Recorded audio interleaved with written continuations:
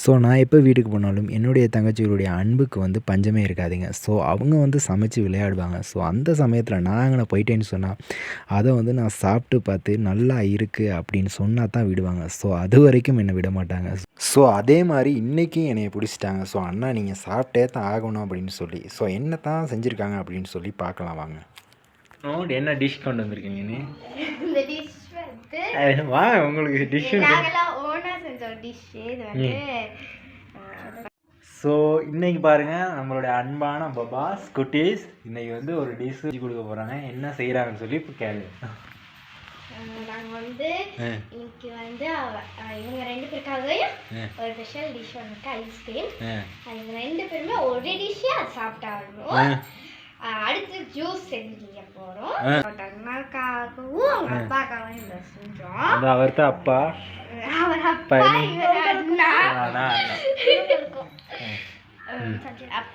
என்ன செஞ்சுட்டு வந்துறீங்க?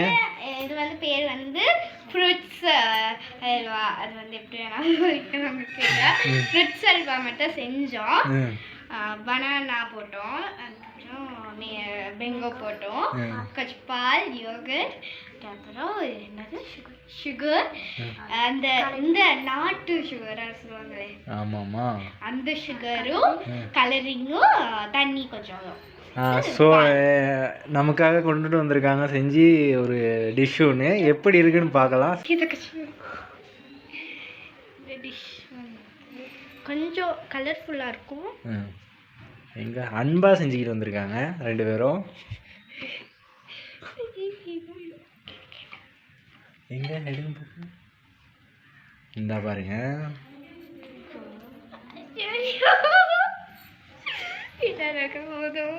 சரி எடுங்க பார்ப்போம், சாப்பிட்டு பார்க்கலாம்.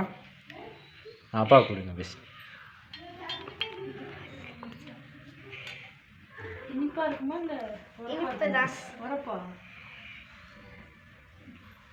எப்படி இருக்கு? அவரே சொல்லிட்டார் நல்லா இருக்கு. ஓகே